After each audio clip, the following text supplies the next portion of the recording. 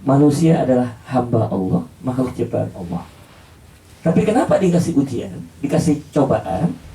Karena kadang-kadang nih manusia suka lupa dengan posisi dia sebagai hamba, sebagai makhluk. Dia sudah berubah jadi apa? Seolah-olah seperti Tuhan. Banyak loh kita temuin yang seperti itu. Dia merasa bisa berkuasa. Dia merasa bisa menentukan, memutuskan sesuatu. Dia merasa bisa mengendalikan seseorang. Dia mengambil alih peran Allah, peran Tuhan di situ. Ada ya?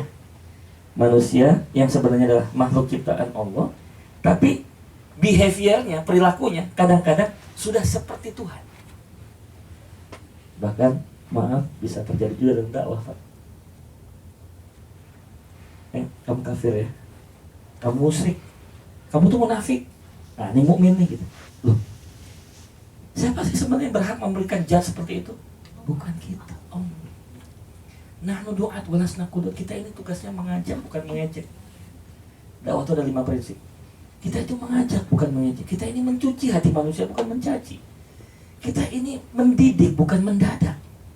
Kita itu mengikat, bukan mengikut. Dan kita ini adalah gerak, bukan garuk istilahnya. Kalau garuk tuh garuk tuh serampangan, nggak ada manajemen, nggak ada organisasi yang profesional. Asal aja, asal gerak. Mengajak bukan mengejek, mencuci bukan mencaci, mendidik bukan mendadak, mengikat bukan mengikut, gerak bukan garuk, kira-kira gitu. Jadi balik lagi, cobaan ini Bu datang kepada kita supaya kita balik lagi ke posisi semula yang sesungguhnya apa? Makhluk. Kita ini bukan kholik. Kita ini makhluk, hanya ciptaan, bukan pencipta. Kita ini manusia, bukan Tuhan. Tapi ada manusia yang berperilaku seperti Tuhan. Dengan dikasih cobaan, dia balik lagi. Kalau memang itu manusia yang ngaku jadi Tuhan, bisa seperti Tuhan, kenapa dikasih cobaan yang nggak bisa menghindar Bu? Benar Bu? Kalau Anda Tuhan, berarti Anda bisa dong membuat istri Anda hidup kembali. Ternyata nggak bisa tuh.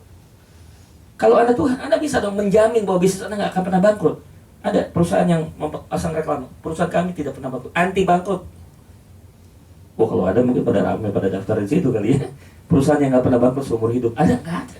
Tidak ada jaminan suatu perusahaan itu didirikan bisa maju terus. Dia bisa jatuh. Kita pun demikian. Apapun kondisi kita hari ini, ya, siap-siap bisa menghadapi situasi yang tidak terduga. Itu menunjukkan bahwa, oh ya, aku sadar aku ini hanya makhluk. Engkau yang lebih berkuasa. Aku terima itu semua. Kembali ke posisi semula. Itu. Jadi ibtilah, cobaan tujuannya adalah reposisi. Mengembalikan posisi manusia yang sudah keluar dari track, kembali ke posisi semula. Timbul pertanyaan, bagaimana memanage cobaan ini sehingga menjadi sebuah berkah, bukan menjadi satu musibah. Kita ingin dengan adanya cobaan justru menjadi satu berkah, bukan jadi musibah. Allah sudah kasih jawaban. Wa basyiris sabirin. Kata kuncinya adalah, jadilah kita orang yang sabar. Bagaimana orang yang sabar? Nah, beda-beda. Kalau sabarnya orang Nasrani, ditampar pipi kanan, kasih pipi kiri, biar seimbang. Tanggung yang kiri sekalian, gitu kan? Itu kalau orang Nasrani. Kalau orang Yahudi, sebelum ditampar, tampar duluan. Emang kurang ajar loh Yahudi begitu. Tahu sendiri dah ya. Bagaimana Islam? Nah ini menarik. Kalau Islam itu, jangan biarkan dirimu ditampar orang. Tapi kalau dia nekat nampar juga, kita punya hak membalas. Kalau dia menampar sekali, jangan dibalas 2 kali. Itu namanya kita zalim. Dia sekali, kita sekali. Tapi memaafkan, lebih hebat. Nah, itu Islam. Jangan membiarkan dirimu dizolimi, tapi kalau dia menzolimi kita, lawan. Tapi kita memaafkan dia, lebih hebat. Ya, lawan itu hak kita. Tapi kita bisa saja tidak menggunakan hak kita, yaitu dengan menggunakan maaf. Kita maaf. Yaudah, usah. Jadi saya udah maafkan kayak tadi 2 jam itu. Saya udah hafalin namanya, ya udah. Tadinya udah, ntar besok nih saya mau edit lagi. Udahlah, maafin aja. Maafin aja, maklum lah mungkin ya, nggak tahu lah segala macamnya. Jadi balik lagi bahwa manajemen ya, Gimana kita memanage itu dengan sabar. Seperti apa konsep sabar? Nggak ada yang lebih hebat konsep sabar kecuali formula dari Allah. Apa itu konsep sabar? Sederhana kata Allah. 2. Inna lillahi. 1. Yang kedua, wa inna ilaihi raji'un. Ini konsep sabar dalam Al-Quran. Mari kita bahas. Apa yang dimaksud dengan inna lillahi? Kelihatannya simpel ya. Sesungguhnya semua ini milik Allah. Kesadaran apa yang harus muncul ketika seseorang muslim mengatakan inna lillahi, bukan sekedar apa ya Bu, ada musibah inna lillahi wa inna, semua orang bisa inna lillahi. Tetapi apa maksudnya? Kesadaran apa yang harus dibangun ketika orang mengatakan inna lillahi? Yaitu kesadaran bahwa kalau kita mendapatkan satu keberhasilan, kesuksesan, kekayaan, dan yang sejenisnya, itu bukan karena usaha kita. Jangan merasa bangga dengan kehebatan yang Anda punya. Jangan merasa sombong dengan kelebihan-kelebihan yang Anda punya. Karena kelebihan itu datang dari Allah. Anda tuh sebenarnya tidak ada apa-apanya. Anda menjadi punya apa-apa itu karena dikasih sama Allah. Makanya kita harus tegaskan, oh iya, innalillahi, semua punyamu ya Allah, aku kembalikan. Kan gitu. Jangan merasa bangga kalau kita memiliki sesuatu. Itu poin yang pertama, sabar. Yang kedua adalah wa inna ilaihi raji'un, dan hanya kepadamu lah kami dikembalikan. Kesadaran yang ingin dibangun dari kata-kata wa inna ilaihi raji'un, ketika kita punya ini, keberhasilan, popularitas, kekayaan, ya, segala jabatan, tiba-tiba diambil sama Allah. Jangan kecewa. Jadi saya gabungkan ya, sabar itu 2 dimensi. Dimensi yang pertama, tidak bangga karena kita punya sesuatu. Yang kedua dimensinya adalah tidak kecewa karena sesuatu diambil sama yang punya sesungguhnya. Itu sabar. Suami punya sabar Bu? Suami punya Allah. Kalau diambil sama yang punya, ya sudah. Nangis cukup 3 hari Bu, jangan 3 tahun sampai habis tuh air mata. Buat apa? Cukup. Ya kan? Popularitas punya siapa? Punya Allah. Kita dikasih sebentar, dipinjemin sebentar. Dan kita nggak ada yang pernah tahu loh Bu. Siapa yang pernah menduga seorang laki-laki sudah usia 60 tahun, aktif di bidang seni, tarik suara, bertahun-tahun dia berupaya untuk menjadi orang yang terkenal, gagal gitu. Tapi di usia yang sudah mulai menua, dia tiba-tiba sukses. Dia dengan sebuah lagu yang tidak pernah diperhitungkan orang. Lagunya, aduh, ya Allah, sama lagu Bintang Kecil kalah kali itu. Siapa tahu nggak? Basurin, betul, Basurin. Tahu dong, ya wajahnya kayak gimana kan udah tahu kan? Ya pokoknya nggak ada potongan artis dah. Masih gantengan Mas Aulia dah, ya Mas Aulia. Jauh, beda. Mukanya lu jauh. Tapi soal rezeki lewat ya. Ya kan? Siapa yang pernah menduga? Baru menikmati sekian miliar dari royaltinya meninggal. Subhanallah. Ada seorang yang saya sempat juga ngobrol-ngobrol sama beliau, dia bikin buku. Saya ini, Mas Reza, udah bertahun-tahun di Jakarta kagak sukses. Akhirnya saya memutuskan untuk pulang kampung. Semua pekerjaan sudah dilakukan Ibu. Semir sepatu, cuci piring, pembantu, kenaik, wah semua deh, sampai yang kotor-kotor udah ngalamin semua. Teman saya udah pada sukses, saya belum sukses. Mendingan pulang kampung. Kebetulan ayah bapak saya masih punya sawah, saya mendingan jadi petani aja deh. Nah begitu mau pulang kampung, ketemu sama salah satu kru stasiun TV. Mas mau kemana Mas? Pulang kampung. Ngapain? Ya percuma, saya nggak sukses di Jakarta. Mau dikasih proyek ya? Proyek apa? Talk show. Saya jadi apanya? Jadi hostnya. Dia mikir gitu kan? Tadi dulu sebentar. Belum sampai ke sana dulu. Bu, biasanya kalau bicara host yang kriteria yang tergambar di host apa? Ganteng kan? Sama pintar kan? Bukannya host itu mesti pintar sama ganteng. Nah itu Mas, kita mau cari justru yang nggak ganteng dan nggak pintar. Kalau ilmu marketing itu diferensiasi Pak. Ini kalau semua pada yang ganteng itu kita nggak mau sama, harus beda. Mas ini yang lebih cocok katanya. Kurang ajar kamu katanya. Bener loh, kalau tuh kok udah mulai pintar, mulai sering ke salon, malah nggak dipakai Bu. Ya masih mendingan pakai yang cakep kan gitu. Ngapain gitu kan? Ini salah satu contoh. Dia sadar kelebihan di dalam kelemahannya. Ya. Jadi balik lagi ke poin awal, tidak bangga karena apa yang kita miliki, tidak kecewa karena apa yang lepas gitu. Karena hakikatnya semua itu adalah skenario Allah Subhanahu wa taala. Itu cobaan. Ada orang terkenal itu jatuh gitu. Bertahun-tahun dia membangun reputasi, tiba-tiba hanya masalah sejuta. Satu kali saya diundang acara talk show. Acaranya malam, Pak. Di radio Pas FM di daerah Roxy apa Hayamuruk. Tahu kan Pak ya, daerah Hayamuruk. Kalau udah atas maghrib itu daerah rawan. Bukan apa Pak, rawan tuh ramai wanita. Itu pakaian si amoy-amoy kan segini nih. Tapi kita sih ngadainnya di lantai 28 atau jam 10 malam. Selesai acara talk show, saya turun ke bawah. Bahas spiritual management waktu itu saya ingat. Supir saya laporan. Ustaz, tadi ditegur sama Pak Satpam. Kenapa? Bapak salah parkir. Justru itu Ustaz. Karena nggak ada larangan, saya berani parkir di situ. Terus di dekat sama Satpam. Waduh Pak, ini mobil nggak pantas parkir di sini. Kenapa? Tuh lihat ke atas. Rupanya di atas parkiran mobil saya itu ada diskotik milenium. Di belakang mobil saya Bu ada banner, gambar saya pakai jubah, pakai sorban, lagi doa. Masa doanya nggak ada pulsa tuh? Diskotik. Masya Allah. Gitu aja jadi persoalan Bu.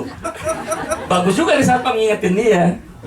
Coba kalau misalnya tiba-tiba gitu kan, Pak Agus, Mas Agus tahu, ini mobil Ustadz nih kan. Di foto ada nomor polisinya. Wah, Ustadznya dugem juga. Jadi persoalan, padahal maaf, saya nggak ke situ loh. Cuma numpang parkir. Sayanya kan di sono, di radio Pas FM. Salah siapa? Salah saya. Kenapa parkir di situ? Jadi gini, dalam pepatah ulama, Al-Hasanatul Muhsinin karena sayatul muqarrabin. Kebaikan orang awam jadi dosa buat orang yang sudah populer. Main gitar di pinggir jalan boleh, tapi kalau yang melakukan ustadz dari pagi sampai ketemu pagi lagi, itu orang gini, kurang majelis taklim. Saya undang dia majelis taklim kayak gak ada kerjaan aja, main gitar dari pagi sampai sore gitu. Ya kan jadi masalah gitu, ya kan? Kayak apa? Ya macam-macam lah, ya macam-macam. Jadi sebab nilai setitik bisa rusak susu sebelah, kira-kira gitu lah ya.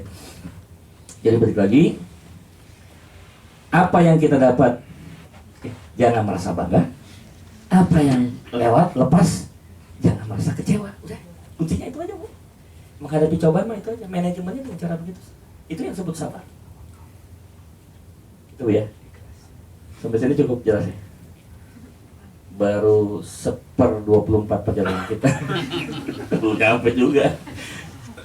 Baik, ini yang pertama. Ini berlaku secara umum manusia ya. Siapapun manusia pasti ngadepin yang namanya cobaan, ibtila. Maka hadapinya dengan apa? Kesabaran. Bagaimana bentuk sabar? Sudah saya sampaikan tadi. Tidak menjadi merasa bangga atas apa yang dimiliki dan tidak merasa kecewa atas apa yang lewat atau yang lepas. Ini subhanallah, kalau kita bisa terapin, hidup kita nggak akan stres. Dapat alhamdulillah, nggak dapat ya sudah. Ya, gitu aja Bu. Jadi kan konsepnya adalah tawakal kan. Ya. Oke, sekarang yang kedua. Kata musibah kedua yang disebut dalam Al-Quran adalah di dalam surat 29 ayat kedua, Al-Ankabut. Bentuknya beda. Dia bukan merupakan cobaan, tapi di sini disebut dengan istilahnya itu imtihan kalau dalam bahasa. A'udzubillahi minasyaitonir rajim. Bismillahirrahmanirrahim. Ahasiban nas ayyutraku ayyaqulu amanna wa hum la yuftanu. Apakah manusia akan dibiarkan mengatakan kami telah beriman sedangkan mereka belum diuji? Nah ini. Jadi konteks yang kedua, kalau tadi adalah cobaan, ini ujian, imtihan, examination. Ujian. Kepada siapa? Nah, ini tidak berlaku pada semua manusia, Bu. Kepada orang yang beriman. Pada orang yang sudah dekat sama Allah. Itu yang akan dikasih ujian. Kalau orang yang udah nyimpang nggak usah diuji. Kenapa? Sesama setan jangan saling mengganggu kan gitu.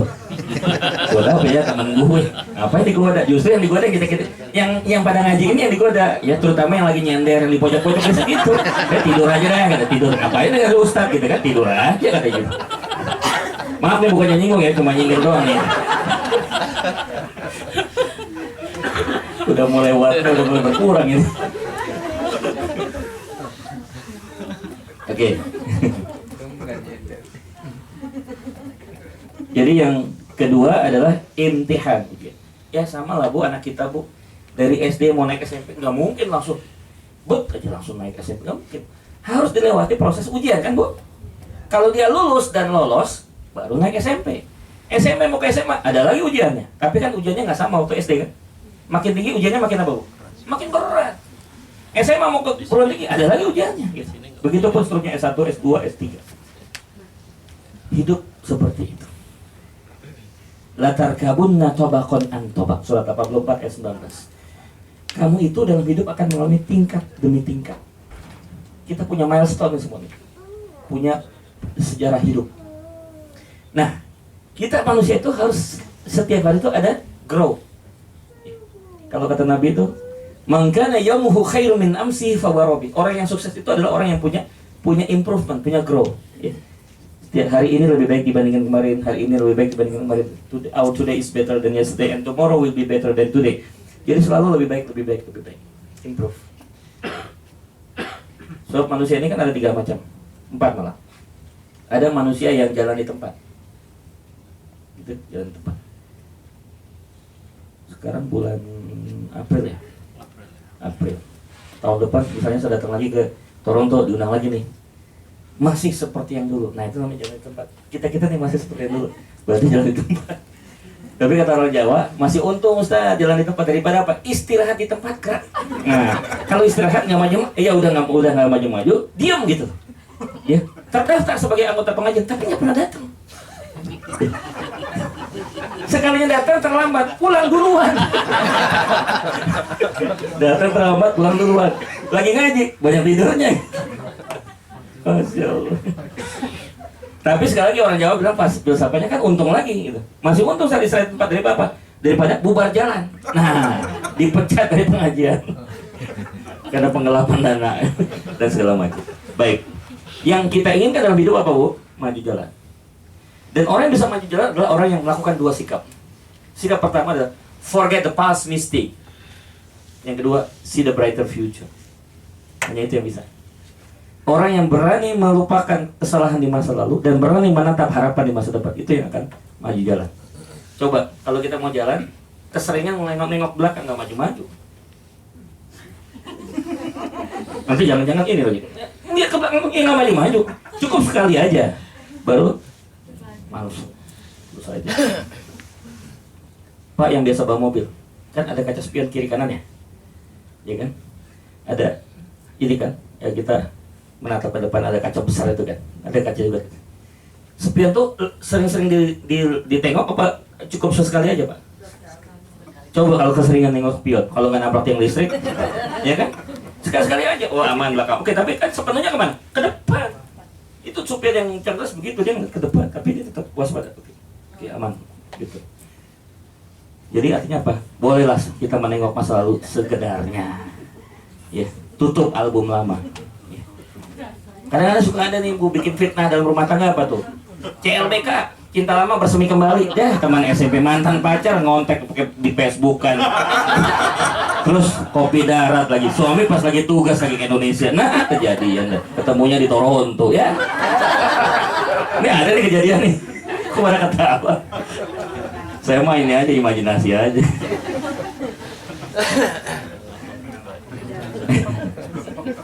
Jadi ini ujian ya. Jadi yang kedua adalah ujian. Nah, hubungannya apa?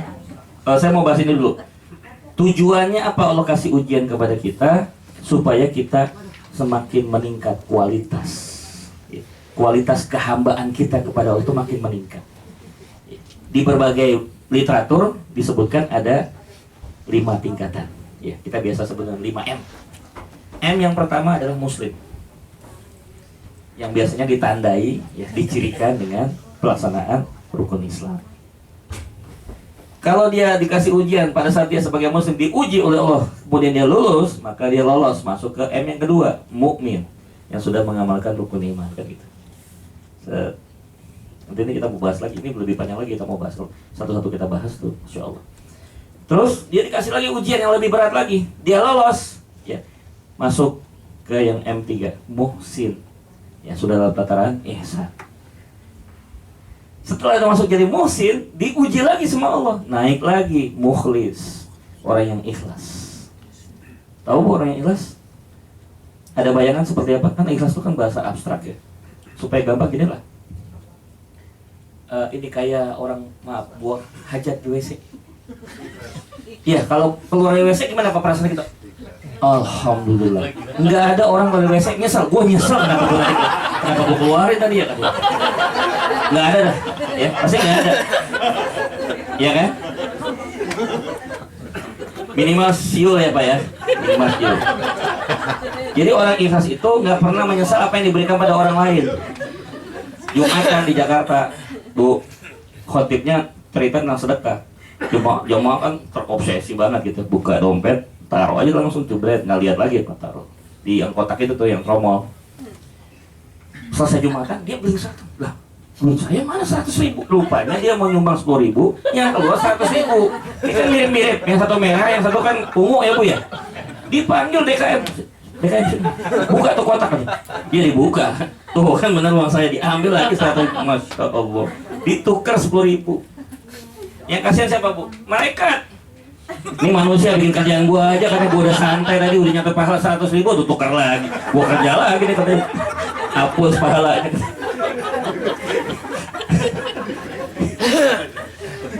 Jadi dihapus lagi dia akuntansinya. Ciri yang kedua nih Pak, orang ikhlas itu biasanya ya kalau buang hajat di WC kan nggak ngeliat lagi apa yang dibuang kan. Kayak tadi nih saya tadi pagi nih dikasih, begitu nyampe rumah Pak Agus lontong sayur gitu kan.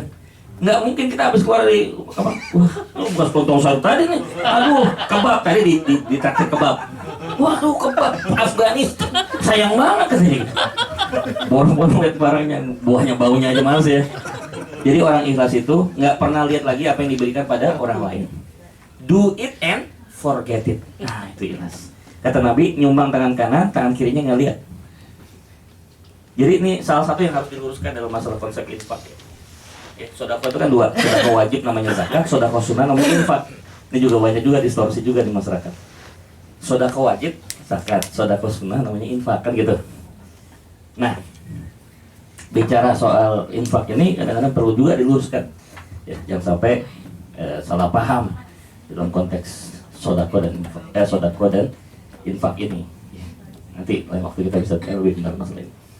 Tadi sampai ke muhlis ya. Kalau udah sampai muhlis, diuji lagi Allah sampai ke puncak, yaitu muttaqin.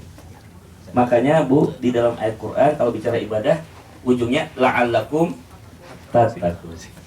Jadi memang puncak daripada ibadah kita pada Allah Subhanahu wa taala adalah menjadi orang bertakwa. Itulah obsesi kita. Ambisi kita dalam hidup ini sebenarnya apa? Menjadi orang bertakwa. Bahkan doa yang diajarkan Allah lebih visioner lagi. Surat 25 ayat 74 ya. Itu doa yang sangat visioner loh. Kita udah apal ya, kadang-kadang juga lewat maknanya suka lewat. Rabbana hablana min azwajina wa dzurriyyatina qurrata a'yun, terus waj'alna bukan hanya orang bertakwa, jadi imamnya. Jadi imam, pemimpin orang bertakwa kan lebih hebat lagi, leading the leaders. Udah jadi pemimpinnya para pemimpin, Masya Allah.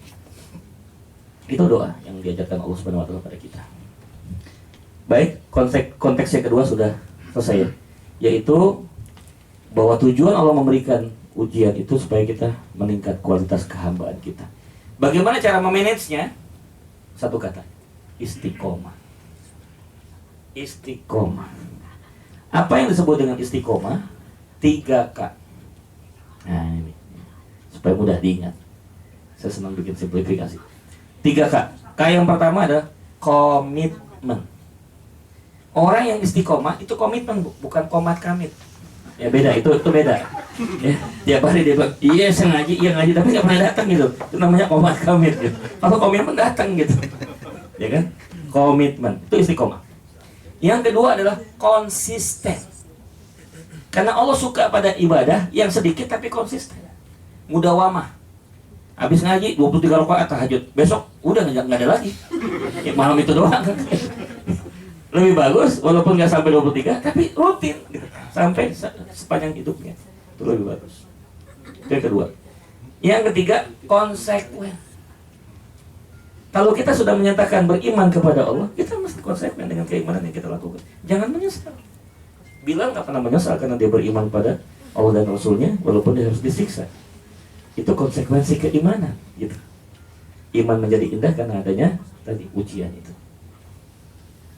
Bisa dipahami sampai ini? Insya Allah ya. Jadi manajemen cobaan itu dengan sabar, manajemen ujian itu dengan istiqomah. Istiqomah ada 3K: komitmen, konsisten, konsekuen, kontinuitas. Oke, sekarang kita masuk yang ketiga. Ya, kalau mau potret silakan. Biar bagus. Jadi di Jakarta ini Pak sekarang ada torikot baru, ya. Meninggalkan yang ngetren waktu itu kan torikot Nasabandiyah Pak. Udah banyak yang pada keluar dari Nasabandiyah, pindah ke torikot baru, namanya torikot Narsisiyah. Ciri-cirinya narsis. Siapa yang narsis? Lebih banyak motretnya daripada dengan ngaji ustadznya katanya. Bukan nyinggung yang ini ya. Narsisi. Terakhir yang ketiga. Ya bisa kita diskusi sesuai dengan waktu yang ditentukan oleh Pak Agus tadi. Yang ketiga adalah konteks. Konteks musibah dimensi yang ketiga adalah yang disebut di dalam Al-Quran dengan istilah iqab. Iqab itu hukuman. Surat Al-Maidah ayat 49. Jadi ada sesuatu yang didatangkan Allah kepada makhluknya itu sebagai bentuk hukuman. Iqab. Ada yang dapat? Ayat 49. Baca Pak.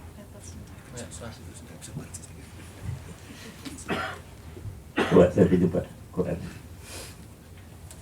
Al-Maidah surat 5 ya, ayat 49. A'udzubillahi minasyaitonir rajim. Bismillahirrahmanirrahim.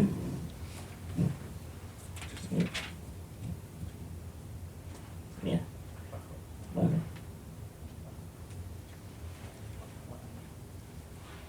Ini udah 70 Pak. Salah.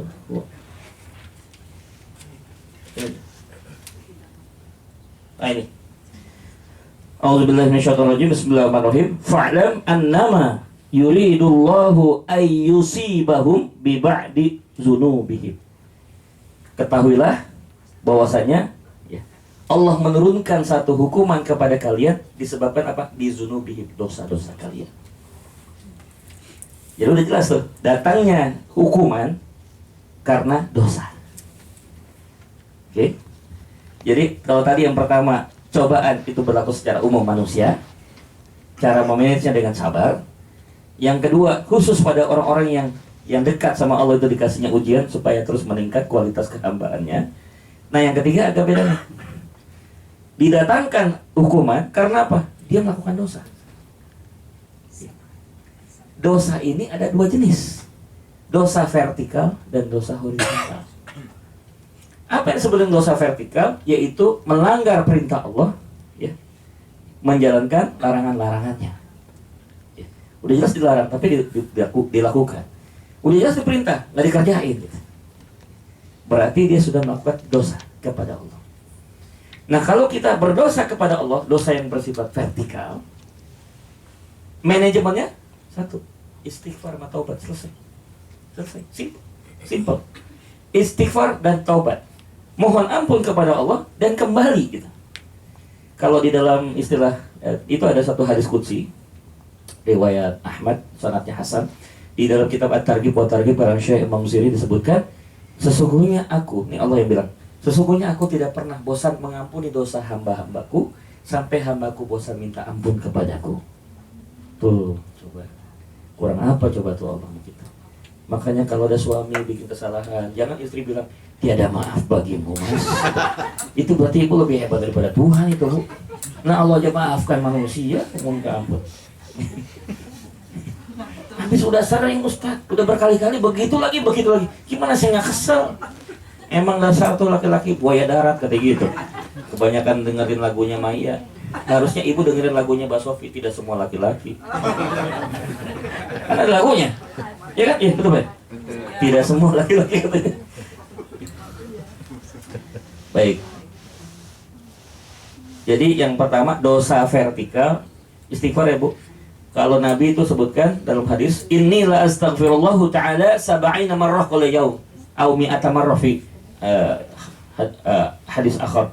Jadi Nabi itu, ya kita udah nggak ragukan ya, Nabi itu seorang yang sempurna, dijaga dari berbuat dosa, tapi istighfar sama taubatnya Bu 70 kali, bahkan dalam lain hadis 100 kali sehari semalam. Kalau kita mestinya berapa Bu? Lebih banyak, kita banyak dosa gitu. Harusnya lebih banyak gitu.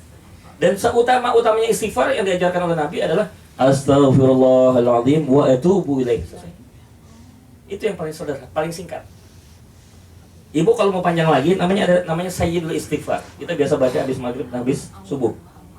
Allahumma anta rabbi la ilaha illa anta khalaqtani wa ana 'abduka wa ana 'ala ahdika wa 'adika mastata'tu wa a'udzu bika min syarri ma sana'tu abu'u laka bi ni'matika 'alayya wa abu'u bi dhanbi faghfirli fa innahu la yaghfiru dzunuba illa anta. Ada yang punya buku doanya? Coba deh diperbanyak. Yang belum dapat kasih jadi bisa dipinjemin. Ya dikasih untuk murah itu harganya nggak terlalu mahal kan? Ya supaya bisa dibaca. Lama-lama jadi hafal kan mudah-mudahan. Saya biasa mengamalkan sama anak-anak sama istri setiap habis subuh sama habis maghrib. Allahumma anta rabbil ilah. Karena kita merasa dosa tuh masya Allah nggak putus-putus. Ada aja kita. Oke? Tapi belum selesai nih Bu. Bisa juga datang azab itu karena apa? Dosa horizontal. Apa itu dosa horizontal? Contoh surat Al-Ma'un. Ara'aital ladzi yukadzibu biddin fadzalikal ladzi menghardik anak yatim. Itu dosa. Enggak ke Allah. Karena yatim anak itu jadi sakit hati gitu. Terus wala yahuddu ala tu'amil miskin. Enggak mau ngasih makan orang miskin. Pelit. Makanya dalam aturan berinfak itu sebaiknya biar banyak tapi ikhlas. Biar banyak tapi ikhlas. Kalau sedikit ikhlas mah nggak ada tantangan. 2.000 ikhlas udah pasti harus ikhlas. $1 ikhlas ya mau sih ikhlas. Udah nggak ikhlas, $1 nggak ikhlas mah keterlaluan itu. $1 juta. Nah itu baru ikhlas nggak di situ di pertanyaan di situ kan. Sedikit ya intercept intermezzo aja. Kami diamanahkan oleh Allah Subhanahu wa taala 12 tahun yang lalu, sudah merintis sejak dulu, diamanahkan ada anak yatim 300 dari korban kerusuhan Ambon. Jadi memang sih kerusuhannya udah lewat Bu, tetapi anak-anak yang korban itu sampai sekarang masih terlunta-lunta, ya, terutama yang di kampung-kampung yang nggak tahu bapak ibunya di mana, kuburannya juga nggak tahu di mana. Kami inisiatifnya udah sensus, ternyata jumlahnya ada 3.000-an. Jadi kami baru ambil 300, masih ada 2.700 lagi. Karena ngambil itu kan nggak bisa begitu aja. Minimal naik kapal kan, itu kalau mau murah kapal. Tapi kalau mau lagi mantap lagi pakai pesawat. Satu orang itu saya udah hitung-hitung kurang lebih sekitar 3-4 juta untuk ngambilnya doang nih, belum ngapa-ngapain. Sampai di Jakarta kan harus disekolahin, ya kita harus berikan beasiswa, makannya sehari-hari segala macam. Ya alhamdulillah dengan segala keterbatasan yang kami miliki, sudah 30 yang lulus sarjana, alhamdulillah. Ya sarjana. Kami fokuskan 2, kuliahnya kuliah di pariwisata sama kuliah di IKIP swasta, tapi supaya nanti balik ke kampung halaman dia udah jadi guru sehingga bisa didik anak-anak di sana. Terus yang kedua, pariwisata di sana kan bagus Bu, lautnya bagus, balik kalau kan wah lautnya di Ambon tuh masya Allah ya, indah sekali. Nah mereka nanti sedang dalam proses pembenahan infrastruktur di kemarin saya diskusi dengan beberapa pejabat di sana yang sedang mengembangkan untuk pariwisata ya, nggak kalah dengan Bali lah gitu. Nah ini kan perlu sekali akan beri banyak hotel ya, banyak hotel, tempat-tempat pariwisata. Mereka bisa ikut kerja di situ. Ya nanti silakan bagaimana mekanisme saya serahkan pada pengurus. Ya, insya Allah nanti akan saya hantarkan amanah ini kepada mereka. Nanti menjadi apa ya, kebahagiaan bagi mereka lah juga untuk bisa hidup lebih baik dari yang sebelumnya. Alhamdulillah kemarin kami di Washington DC 12.000 US. Ya, alhamdulillah. Dari beberapa tempat kita kumpulin. Karena saya juga nggak berani megang uang banyak, saya sudah langsung kirim lewat Manigram ya, ada macam itulah, speed fast atau ada, dan sampai ke Jakarta untuk bisa disalurkan pada saudara-saudara kita yang ada di sana. Nah ini yang disebut dengan dosa apa ya, horizontal Bu. Kalau sekelompok komunitas nggak peduli seperti itu, nanti yang kena hukumannya semua loh, Bu. Bukan yang nggak peduli aja. Jadi yang peduli ikut kena, kasihan kan. Jadi supaya gugur kewajiban secara umumnya, kita mesti ada yang peduli masalah itu. Itu bisa dikelola dengan baik kita. Apalagi, nah ini yang tidak kalah penting, dosa terhadap manusia itu apa, Bu? Utang. Kita punya utang, sampai meninggal tuh belum dibayar tuh utang. Nggak cukup dengan istighfar dan taubat, nggak bisa. Gimana caranya? Yaitu dengan minta maaf. Kalau tadi kan kalau dosa kepada Allah kan cukup istighfar taubat selesai, Bu ya. Tapi kalau dosanya kepada manusia nggak bisa dengan istighfar dan taubat, harus minta maaf. Kalau utang berarti balikin tuh hutangnya gitu. Kalau di dalam kehidupan dunia nggak terbayar, nanti di akhirat dia akan nuntut. Dan kita kan ke akhirat nggak bawa duit, Bu. Yang kita bayarnya pakai apa? Amal soleh. Jadi amal soleh kita pindah ke dia sesuai dengan ntar dikonversikan. Nah, apa yang terjadi kalau misalnya amal soleh kita udah habis, yang nuntut belum selesai, Bu, ngantri. Ini belum selesai nih. Bagaimana cara ngebayarnya? Gampang, Bu. Dosanya dia pindah ke kita. Dosanya orang yang diutangin tadi pindah ke kita. Nah, kita nggak usah dapat dosa. Kita punya pahala aja belum tentu masuk surga. Apalagi dapat timpa dosa orang lain, coba. Jadi mohon, ini harus dipikirkan oleh kita semua. Sebabnya kalau ada yang meninggal kan, siapa tahu di antara bapak dan ibu yang pernah berurusan dengan almarhum atau almarhumah, tolong diselesaikan dengan ahli waris. Maksudnya supaya nggak jadi beban, kasihan. Ya, hutang. Yang berikutnya bisa juga yang disebut dosa manusia itu memfitnah. Kita mencemarkan nama baik seseorang yang ternyata nggak terbukti, Bu. Maaf nih, biasanya ke kaum yang ini nih. Maaf nih, ini nih. Nah gitu. Ya. Insya Allah sih kalau di sini lihat muka-mukanya sih nggak sama ya. Bukan yang di luar gitu ya. Jadi hati-hati masalah fitnah ini. Kalau yang difitnah itu ternyata tidak benar, nanti dia menuntut. Gimana cara minta maafnya, Bu? Rehabilitasi namanya. Dan ini berat loh. Kalau sudah dipublikasikan lewat Facebook, lewat Twitter, waduh, gimana balasnya tuh? Ya harus direhabilitasi. Saya menarik ucapan saya bahwa saya tidak, bahwa beliau itu adalah orang soleh, orang baik, tidak seperti yang kami sebutkan selama ini. Kalau seperti koran, ya harus bikin iklan di koran sampai orang benar-benar tahu bahwa dia orang baik. Tapi sekarang coba kita lihat, ini udah jadi komoditas, Pak, saling memfitnah gitu. Udah jadi komoditas, kayak orang tuh enteng aja gitu ya. Nah, buat yang difitnah, alhamdulillah enak. Kenapa? Ya, berkurang dia dosanya. Ditransfer gitu kan. Ini juga merupakan dosa yang bersifat horizontal. Baik, jadi ada vertikal, horizontal, hadapi itu semua dengan istighfar dan taubat dan meminta maaf kepada yang bersangkutan, dikembalikan hak-haknya. Baik, sementara dari saya itu dulu. Mungkin ada teman-teman yang mungkin mau bertanya atau ada yang kurang jelas, bahkan ada yang menambahkan ya, supaya saya juga bisa ikut belajar sama-sama. Saya kembalikan ke Pak Agus, mungkin ada yang mau disampaikan, silakan. Jazakallah khair Ustaz Reza. Nanti telah disampaikan tausiahnya, sangat bagus sekali. Semoga membawa berkah untuk kita untuk kemajuan selanjutnya, terutama terhadap pengajian MAIT Toronto. Ada 15 menit maksimum untuk tanya jawab. Silahkan kalau ada pertanyaan apa aja boleh.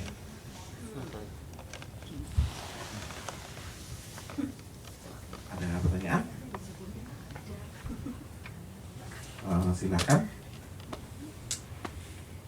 Assalamualaikum warahmatullahi wabarakatuh. Ustaz, saya mau tanya tentang ujian atau adab dari kita, nggak tahu, misalkan katakanlah tak tahu ini apakah ini ujian terhadap saya ataukah ini hukuman terhadap saya. Nah itu untuk menetralisirnya itu gimana? Aturnya atau langsung? Jawab dulu, takut lupa. Bagaimana kita bisa membedakan ini cobaan, ujian, atau ini adalah hukuman? Ya. Pertama, yang paling penting, ya sebelum saya menjawab secara definitif, pertama yang paling penting apa, Bu? Husnuzon, bersangka baik kepada Allah, itu dulu ya. Itu dulu, ya, husnuzon.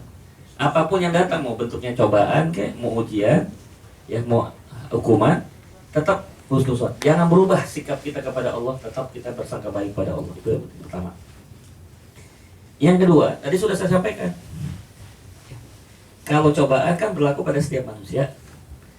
Kalau ujian kepada orang-orang yang dekat pada Allah, ya. Kemudian yang tadi yang ketiga adalah hukuman, yaitu orang yang berdosa. Kalau kita sudah mengawali dengan husnuzon, bisa saja terjadi pada saat yang bersama tiga-tiganya masuk. Bisa kan? Di saat yang bersamaan tiga-tiganya itu masuk. Kita sebagai manusia, kita sebagai orang yang beriman, kita sebagai orang yang berdosa, bisa saja tiga-tiganya masuk. Karena dasarnya sudah husnuzon, maka imbangi seluruhnya itu dengan apa yang sudah saya sampaikan tadi. Hadapi dengan kesabaran, hadapi dengan istiqomah, dan hadapi dengan istighfar dan memohon maaf. Tidak rugi kok kalau kita melakukan semuanya kan gitu. Sebab kita nggak tahu ini maksud Allah apa. Tapi ya, saya tidak berlakukan secara umum pada setiap orang. Karena apa? Allah memberikan kepada orang tertentu satu kelebihan, yaitu firasatul mukmin. Firasat seorang mukmin itu dia bisa membaca, Pak, mendeteksi. Ini apa maksudnya? Oh, ini ujian. Oh, ini adalah cobaan. Oh, ini adalah hukuman. Ya, dengan firasat imaniahnya itulah dia dikasih satu kemampuan untuk lebih sensitif terhadap apa yang datang pada dirinya. Tapi tidak semua orang bisa seperti itu. Jadi lebih baik kita sikapi dengan tadi husnuzon kepada Allah Subhanahu Wa Taala dan imbangi seluruhnya itu dengan apa yang saya sudah sampaikan tadi, sabar, istiqomah, dan perbanyak istighfar serta mohon maaf pada orang lain. Dan itulah salah satu akhlak daripada orang yang beriman kepada Allah Subhanahu Wa Taala. Kita disebutkan dalam Al-Quran kan, pemaaf.